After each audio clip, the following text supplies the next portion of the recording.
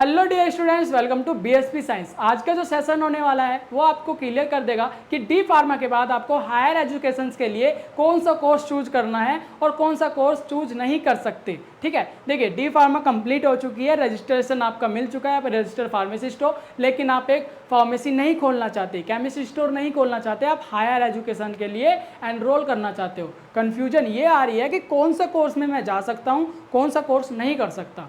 मैं आपको बताऊंगा। मैं मिस्टर प्रियांशु रॉय आपके लिए लेकर आया हूं एक ऐसा इन्फॉर्मेटिव वीडियो जो आज का सारे कॉन्सेप्ट क्लियर कर देगा।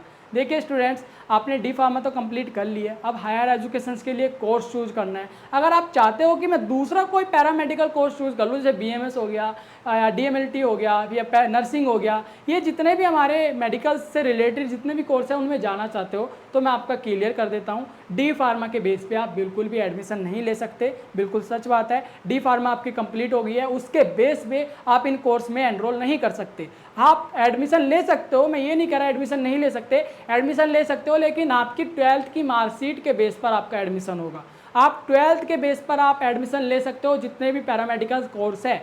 अगर आप बी फॉर्म करना चाहते हो, एक बी फॉर्म ये एक ऐसा मेडिकल स्कोप है जहाँ पे आप डी फार्मा के बेस पर लेटरल एंट्री ले सकते हो, यानी सेकंड ईयर में आपका डायरेक्ट एडमिशन हो जाएगा, थर्ड सेमेस्टर में आपका डायरेक्ट एडमिशन हो जाएगा। ओके, अब बात आती है जो पीसीएम के बच्चे हैं, डी फार्मा उसने कंप्लीट कर ली, अब वो बच्चा अदर पैरामेडिकल कोर्स करना चाहता है, क्या वो कर सकता है?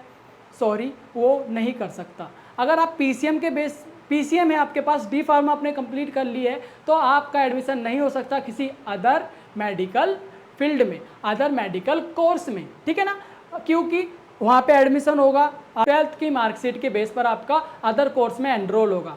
ठीक है, और आपकी 12th में पीसीएम थी और अदर कोर्स में अलाउ नहीं है कि कोई पीसीएम का स्टूडेंट पैरामेडिकल कोर्स में एनरोल करे। ठीक है ना, और डी फार्मा के बेस पर आपका किसी भी मेडिकल इस कोर्स में एनरोल नहीं कर सकते सिवा बी फार्मा के। बी फार्मा में ही आपकी लेटरल एंट्री होती है, सेकेंड ईयर में आपका डायरेक्ट एडमिशन हो जाता है और आप एक 3 साल उसमें देकर एक अंडर ग्रेजुएट डिग्री प्राप्त कर लेते हो, एक फार्मासिस्ट बन जाते हो। ठीक है ना, और फार्मासिस्ट बनने के बाद कहाँ कहाँ अप्लाई कर पाओगे?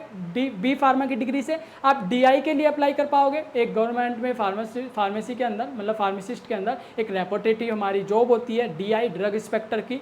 ओके, इंडस्ट्री में जा सकते हो, मैन्युफैक्चरिंग डिपार्टमेंट में जा सकते हो, क्वालिटी एश्योरेंस डिपार्टमेंट में जा सकते हो। तो ये सारी चीज़ें, ये सारे स्कोप आपके लिए खुल जाते हैं अगर आप बी फार्मा करते हो। अगर आप चाहते हो कि अदर पैरामेडिकल कोर्स में एनरोल कर लूँ तो उसके लिए पॉसिबल नहीं है, आप लोगों को 12th की मार्कशीट से ही जाना पड़ेगा। अगर आप पीसीबी के स्टूडेंट हो और पीसीएम के स्टूडेंट हो तो आपके पास बी फार्मा के अलावा कोई भी ऑप्शन नहीं है। ठीक है, चलिए आपका क्लियर हो गया होगा, होप सो कि सारे डाउट क्लियर हो चुके हैं कि कौन सा कोर्स हम लोग कर सकते हैं, कौन सा नहीं कर सकते। अगर अभी भी कोई डाउट है तो मुझे कमेंट सेक्शन में कमेंट करिए, आपके सारे डाउट क्लियर हो जाएंगे। चलिए स्टूडेंट्स, मैं मिलूंगा किसी और इन्फॉर्मेटिव वीडियो में, तब तक के लिए बाय।